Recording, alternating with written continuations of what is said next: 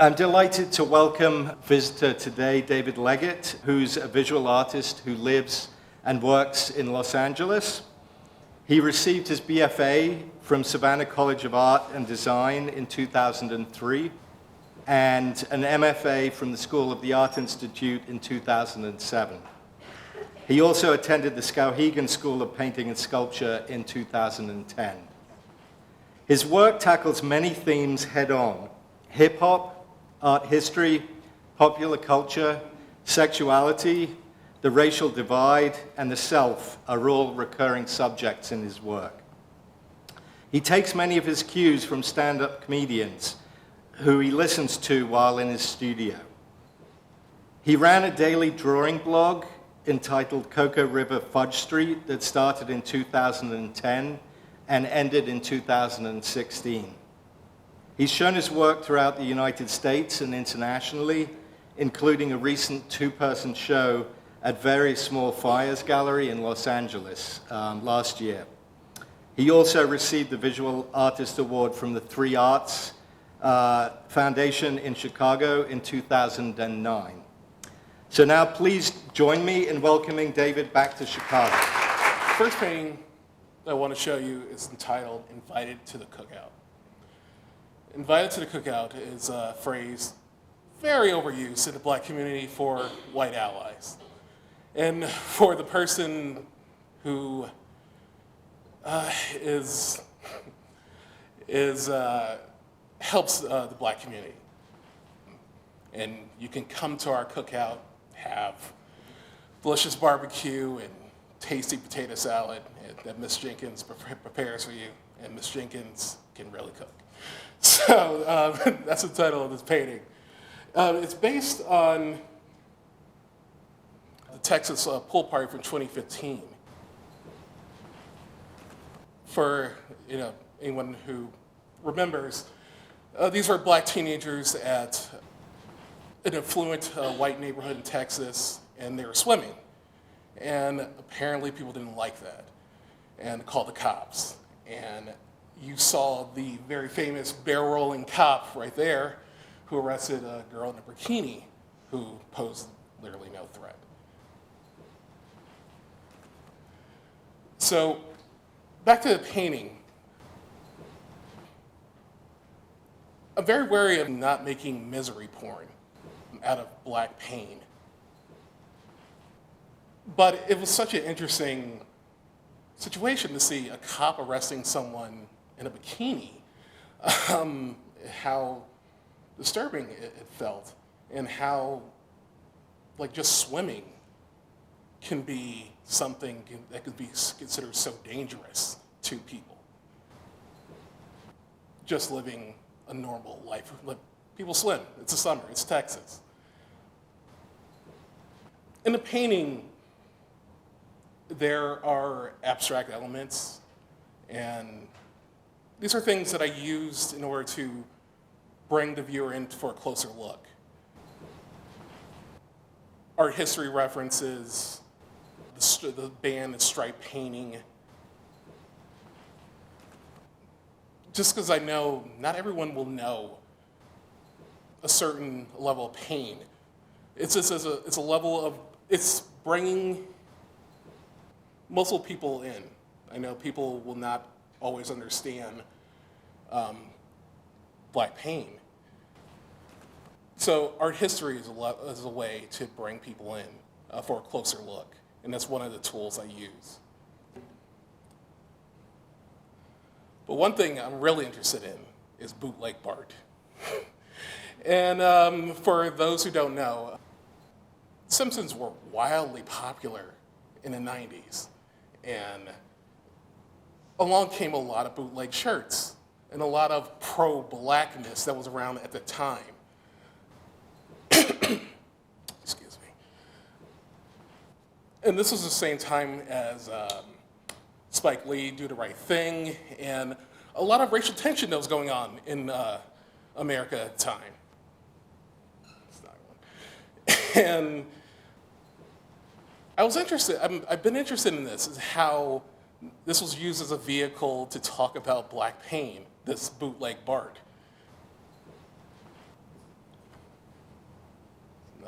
I wanted this one just shirt so bad. My mom wanted to get it for me. It's a combination of Belle Biv DeVoe and LL Cool J lyrics together. But it was interesting to me is seeing these images of pro-blackness, but they were never made by actual black people. They were sold by other races. That's me as a kid with my Black Bart Simpson shirt. I wore it till it fell off. You can see my sister right next to me who has a Nefertiti shirt on. And these were this was the shit in the early 90s. But thinking about, like, this was never made by us, by black people, I then started to think, how does this relate to today? And when do you see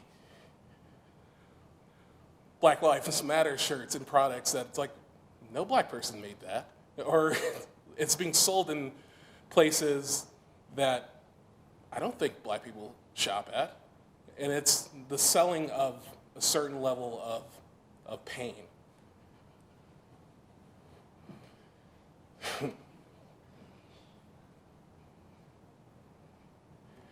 And this painting is titled, Boys Don't Cry. And this is about black male masculinity and just two black men talking. You know, two dark-skinned brothers chopping it up. And how bizarre to like just talking with another black man, especially when I was growing up. It's like, that's strange. Why are you talking about your feelings and expressing yourself? And this rainbow felt pattern that's in there. And craft materials are another thing I use in order to bring in the viewer in for a closer look. Craft materials are considered kind of lowbrow. And when you're using them in fine art, you have to figure out how is this going to work, because it won't work in everything. So this has always been, it's a struggle every time to figure it out. And of course, the elephant in the room, there's Grimace right there. And Grimace is just an interesting protagonist to me. It's a character I grew up with. And it's just an idea of, like, for me, like, thinking of blackness, but also thinking of different colors of, like, dark blue, purple. So two black men talking.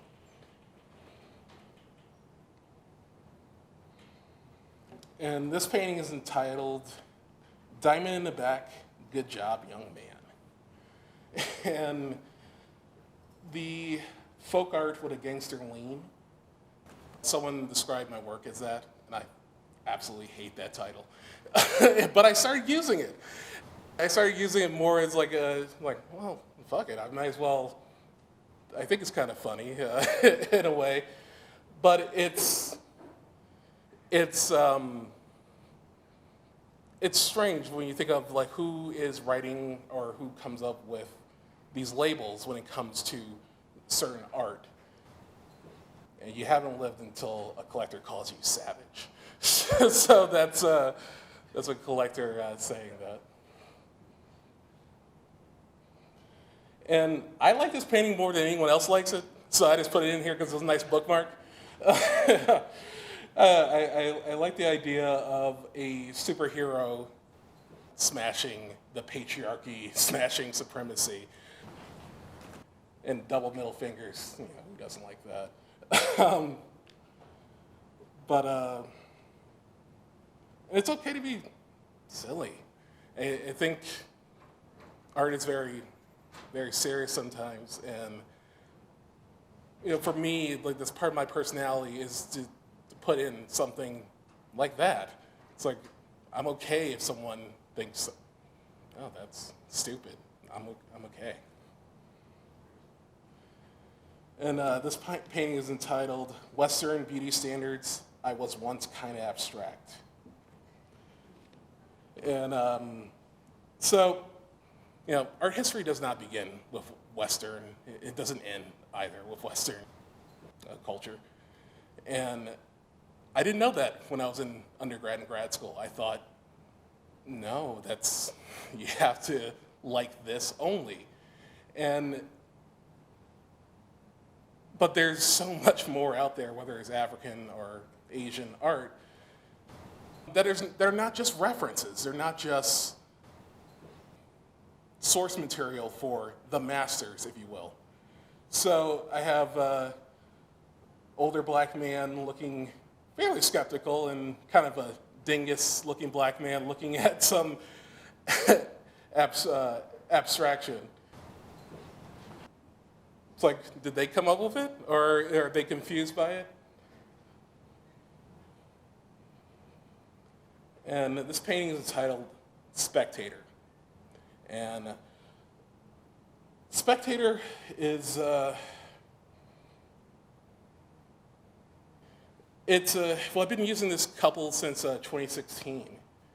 And originally, this might have been the first painting that has it. And I just wanted to, at first I wanted to put in a black couple because I didn't really see that often in painting. And then I kind of came up with this whole entire narrative, like, oh, means this means that. But it just didn't work. So whenever they're in a painting, they have each other's back, or they're supporting one another. In this painting, you have the Harlem Globetrotters colors, or also American flag colors, and then you have a basketball watching them. Are they watching their relationship? Is it what's going on? It's someone who's constantly looking. This painting is entitled Their Funeral, Our Dance Floor. And it's, as I've been painting this multiple times, it's thinking about them, like how do they work in society? I mean, are people plotting against them? They're deaf? Like it's like where their grass, where this is where they're going to be buried, or is this where they're dancing on the dance floor instead? This is titled Won't He Do It? And Won't He Do It is a call and response in Black Baptist churches. It's like, what will God not do? It's like he will heal everything. So in this painting, it's the plot of death again in the spider web of like prison tattoo spider web. It's like won't he do it? He's saving them from their impending death. Who's plotting their death? That's up to you. It's a detail.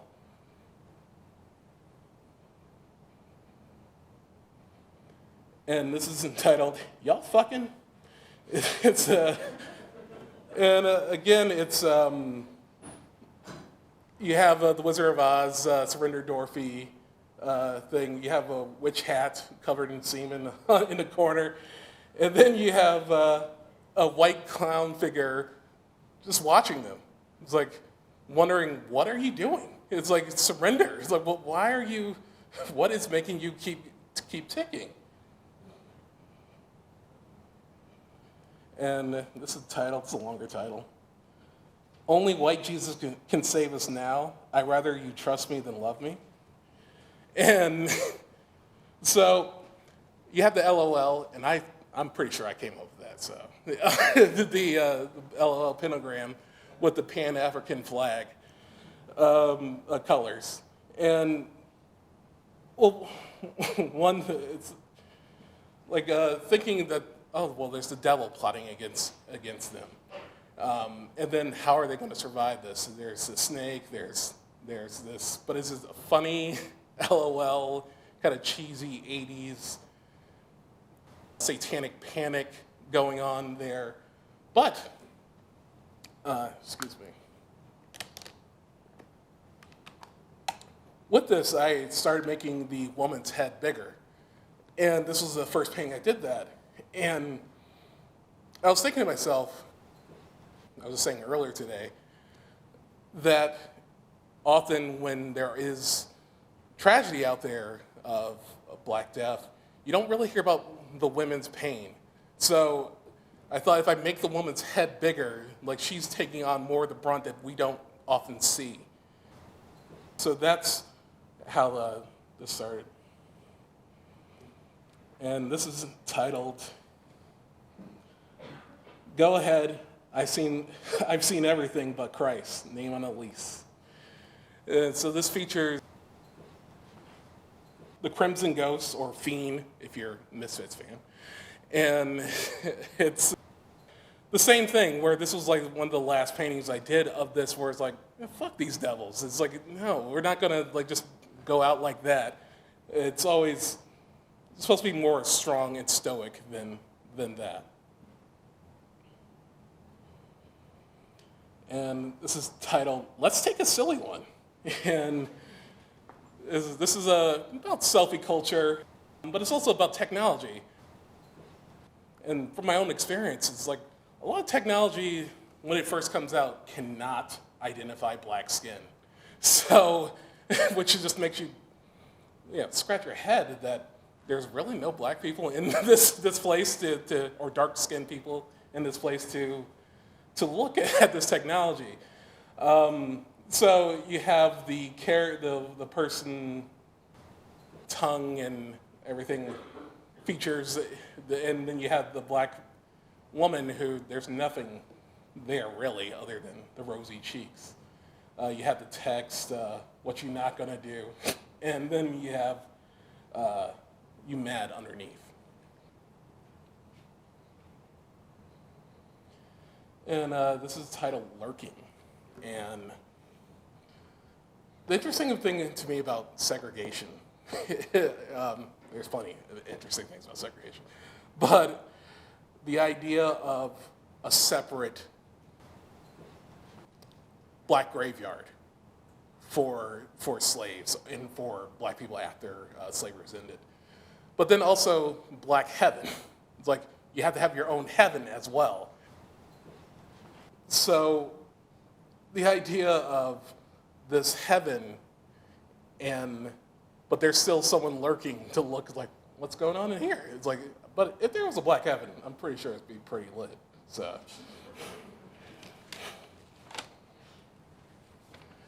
And I wanted to talk about my influences real quick. And this is Robert Colescott. And Robert Colescott mixed racism and humor really well. And this is all in the 1970s, and a lot of this stuff predates Richard Pryor, which to me it seems so fascinating. But he also, you can see his use of going through art history, mining the fields. It's very interesting to me, how it's humor, it's kind of crass, it's a little bit of everything. It's basically everything I would like to be, hopefully one day. And this is Jim Shaw, and this is from his Dream series. And Jim Shaw, if you liked what he likes, you'll like him much more. And if you know the references, you'll appreciate it much more. And that's a lot of in my own work where, if you know where I'm pulling from, you're probably going to enjoy it a little bit more. But I understand that a lot of things are cultural, and you're just not going to get if you're not sharing that same cultural experience. And Jim Shaw also has like a very good Midwest/LA style that I enjoy a lot. And my favorite comedian, Patrice O'Neal. Patrice was just fearless, and in he has a quote, and it's, "Good jokes and bad jokes come from the same place. So you're just trying to make someone laugh. Now, if you fail, that doesn't mean you're trying to be malicious." And I think, for me, that's something I think about often. If you're when you make like hot button issue work, it's like I'm not trying to be malicious. I'm trying to, I'm trying to get to a certain idea in the topic. And this is Miss Pat, and Miss Pat, another person who uses humor but talks about her own family life growing up. She experienced a lot of craziness, like from molestation to drug dealing, but somehow she still makes it funny, just like a Richard Pryor or a lot of comedians. But for her, that's mostly her stories is how she survived. She has a book called Rabbit, which I highly recommend reading, but trigger warning. So, and this is a failed New Yorker cartoon right here. So, when it comes to humor is another tool that I use to bring the viewer in. And, I can't really explain what makes things funny and what doesn't. That's up to you. But humor is a good. It's like medicine to make. Stay wrong my words. It makes things easier to digest when it's humor. You come in for a closer look, and then sometimes you're laughing and you realize that wasn't really funny. Like two skinheads, two racists together. Is it really that funny? And this is titled Molly Percocet. And originally I was using Grimace as a stand-in for lean that rappers were drinking in the early 2000s. Still drink it. And unfortunately, plenty of my family members drank it. It's and then Save Our Black Asses. Just seeing too many people strung out on something so cheap and silly. So that's how the springboard for that painting. And this is titled Dropping Dick Off. And it's a let's build. If you living in LA, people say let's build all the time.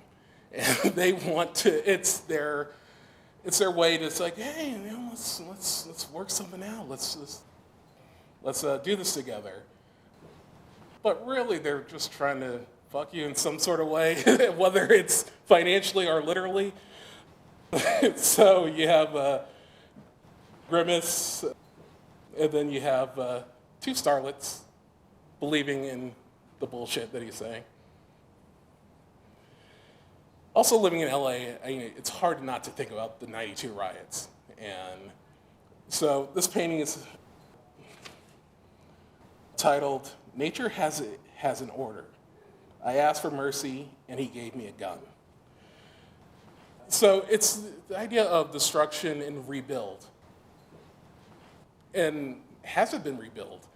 I don't know. I'm new to LA, so I shouldn't really fully. I don't really fully know what to say, but the idea of Godzilla also being part of this blowing fire and destruction of the neighborhood. And of course, burn, baby, burn, being those three little words that people use to explain the riots. It's entitled Midnight. It's kind of pretty self-explanatory. But often when I was a kid, we would talk about our complexions. And unfortunately, colorism is very big in the black community, and being too dark, and it's like, oh, well, you're midnight, or smile so I can see you. So that's how this painting came about. This is entitled $2 Bill Medusa head on me like I'm Illuminati. So this is one of the figures being used by itself. And the wanting a discount, the whole entire 10% of what collectors often ask. So I feel like he would do that, wouldn't he? By himself, like ask for a discount. But it's also something that, you deal with this, you're always going to be, you're dealing in art, you're always going to be asked for the 10%. This is titled Witch Hat. And again, it's, black masculinity and the idea of wearing the wave cap and using the term black girl magic as well, just all seem to work well together. So just collage elements, they seem to come together. I don't really have that much to say, but I kind of like it. And this is entitled Campfire Hymn Militants. I actually was making this before Charlottesville. And I was interested in the alt-right and how there was a new polished face. There was much more clean cut. Most people went to college. It wasn't the bald head guy sweating and cursing. It wasn't that anymore. It was people who were going to try to use their brain in order to showcase racism. And I don't have a detail. I'm not sure how well you can see the two heads up there. Those are two figureheads. One has camouflage and the other doesn't. I just thought it was a good balance between the skinhead and the person you saw on the street, you wouldn't think that's a racist there. And of course, Casper, the ghost, like how friendly it is. And this is entitled Memorial Day weekend. Even though I don't live in Chicago anymore, I still think about Chicago violence a lot. And Memorial Day weekend was usually when things would pop off the most, or the beginning of the pop off. And this painting to me is like it's super fluorescent lime color. And it just seemed like this cartoon nightmare where it's Porky the Pig and he's riding down with the No Limit tank. And then there's some J's and Newport with Pleasure, a rainbow. It's this, and there's Black Bart there as well. It's this, it's a kind of like this, to me it's more scary than I think it's more like a cartoon violence scary to me.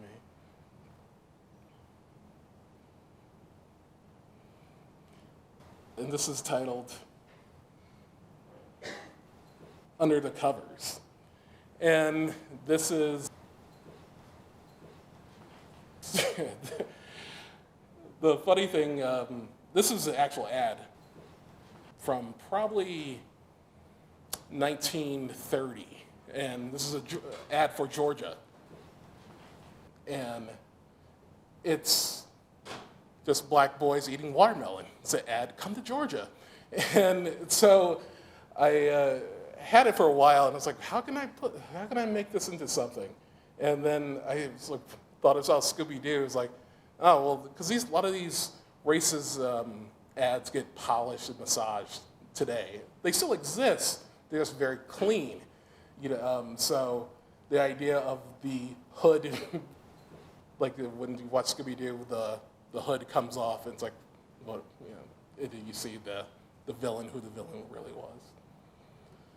This is titled Magic Bullet, and I'm sorry about the little white flare over the right eye. I'm not sure what that is, but just thinking about Kerry James Marshall's painting of a black cop, I just liked how stoic it was, but also you don't know what type of trauma they're going through. It's like, are they participating, or what's going on with that? So I didn't want to put too much emphasis on that. And this is titled, "Y'all Want to See a Dead Body? Safari Outfit Fresh." This features Kamala. And yes, that is my autographed photo of Kamala. Kamala was a professional wrestler in the 1980s. He came up with his gimmick himself. It was this: he was the Ugandan headhunter.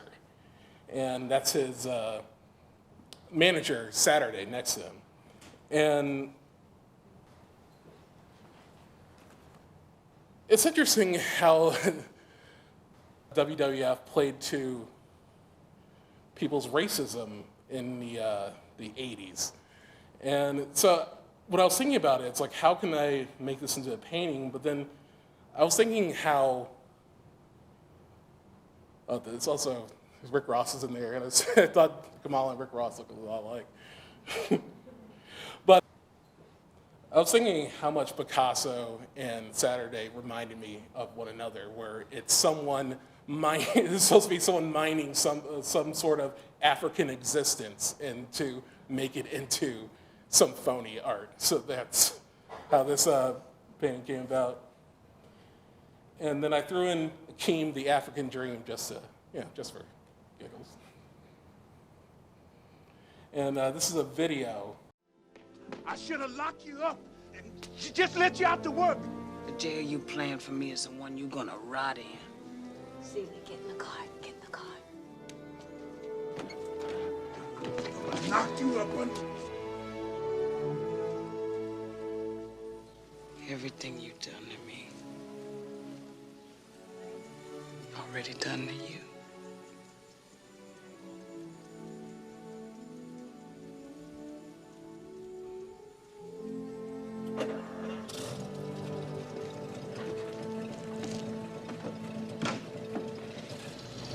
I'm poor, black. I may even be ugly, but dear God, I'm here. I'm here. So that's a scene from Color Purple. And my interest in Color Purple is mostly, I'm interested in black women scorn in movies. Originally I was using Angela Bassett for Waiting to Exhale when she set her husband's belongings in car on fire.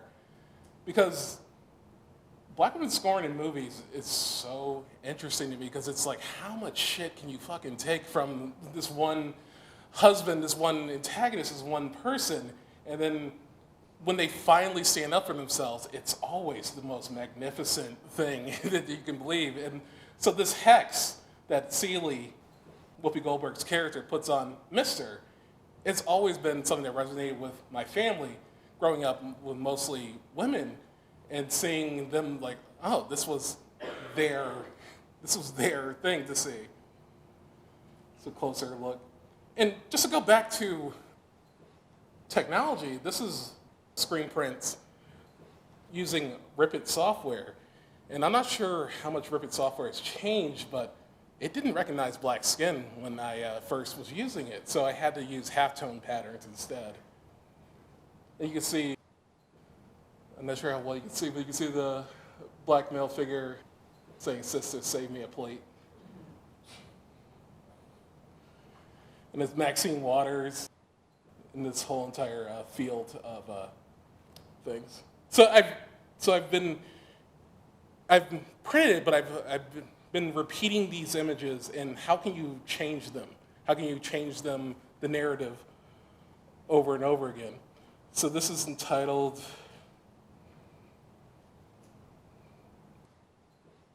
"Everything is wrong is now your problem." So finding this old ad for a woman in a watermelon patch and in a watermelon dress, and then Celie pulling out her curse. But the idea is like also, is a curse on you? Or is it warding off evil, or is it on you? It's a detail. And this is titled Until the Day Diversity Parade. And it is rollout of like wholesome, all-American Disney and Peanuts characters. And then you can see our guy change his color. And this, just to simulate into this world of diversity. And it's more thing about Afrofuturism with this one, and using Uhura, Lieutenant Uhura from Star Trek.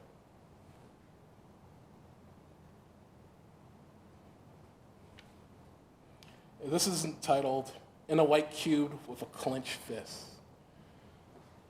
So I've been using Fat Albert a lot in his characters. I didn't come up with Fat Albert, but I realized a lot of people are much younger than me and did not realize that like this was the actual character before Bill Cosby did it. I don't know what he did. So this combining of images, it's a strange image of a woman making out with a dog in a magazine, and then somehow trying to make this work with the images that I have, whether with the Black Panther, there's Fat Albert in the corner, dressed up as an artist, and that's another Fat Albert character, can't think of his name off the top of my head, but it's the combination of things and trying to make it work, which, as I was saying, doesn't always work. But you know, I feel strong about this particular one. This is titled, I Got It Wholesale. And I think, just to be very transparent, like being a black artist right now in the art world is pretty strange. And you have a lot of collectors buying black, and that's all that matters to them. And the idea of also getting it for very cheap, like as if they were, a drug dealer, like I got it for cheap. So that's this figure kind of lurking out, looking at this black artist in the bushes, and hoping they can purchase said art for cheap. And these paintings use Crack magazine, and it's titled, When the Ghosts in Your Closet No Longer Accept Your Collect Calls. So, and detail of that. But I was interested in Crack magazine because this is a 1983 issue, and this is characters from Different Strokes painting the Cracked magazine character black. And it seems so foreign, like that would never happen today, or would it? This idea of making him like them, but it's also, what are you really saying here? You have a shoebox that says Shine next to it. So that was a springboard for these paintings. And then you have Jesus, and you have Kamala again. And it's just the idea of like, what is blackness, and why are people interested in this? Like to emulate it in a way, to be one of the gang. It's kind of a strange image. And this is another one using the same image. This is titled She's Saved, but It's the Weekend. And this features Vanessa Williams, who was the first Black Miss America. And her title was stripped from her in '84 after photos surfaced in Penthouse magazine. But it's also, she was the first Black Miss America. She's also biracial. And thinking, like, was this like the first time a Black person can win an award, but it's also, were they thinking, well, she does have white features as well. That's how this came about. And this is titled Those Three Words. And again, it has Burn Baby Burn, and then it has the LOL pentagram. It features a milk snake, and is this harmless, these figures here, or do they pose a threat? They pose a threat if we're, like, now this character is now being painted black. Is he threatening? And this is titled, The Executioner Does Not Go to Door, He'll Greet You with a Cold Hand. And it's the use of the couple again, and it's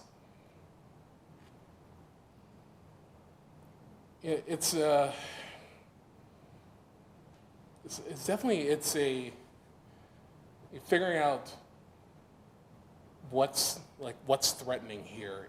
But it's something like where this impending doom is coming from this trying to blend in.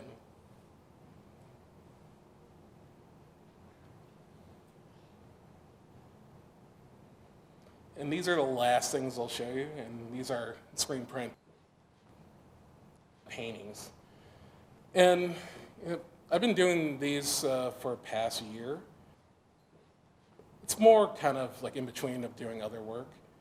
And so I don't really have any explanation other than I just like doing them. And so I just started calling the character Curtis. And this is him meeting Gene Simmons.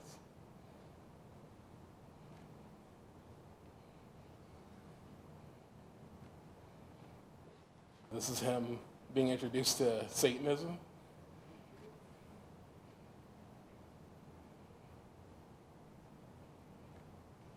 And this is Gigi Allen, Pogo the Clown, or John Wayne Gacy, and Barney Fife. It's OJ, rubber stamp down there. Here's Mimi, rubber stamp from the Drew Carey Show. Been collecting rubber stamps for a while. With the whole entire craft materials, it's a very interesting world of scrapbooking that I didn't realize had so much, like, very peculiar art in them, artists.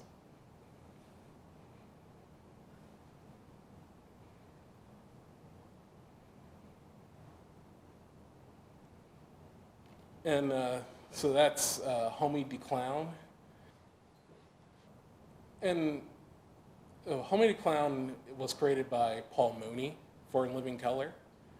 And I remember just always liking the idea of Homie don't play that, but never knowing who came up with that idea of not taking the man's bullshit.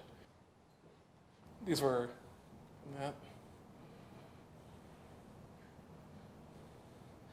Watch your sodium.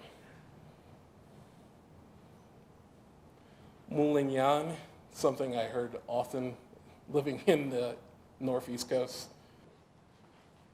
And also, if you watch early Spike Lee movies, you probably would have, or Sopranos, you probably would have heard that as well.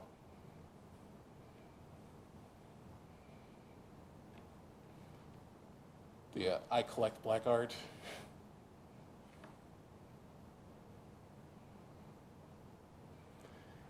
And then this character kind of, I've just been using it for a while. The whole idea of like you're seeing someone in the distance and you're crushing them. The idea of like, boom, you're roasted. I got you. I ended racism with just that one quip. It's like, no, the fuck you didn't. So, and a typical talking point you'll hear on Fox News. Let's talk about gun violence in Chicago first.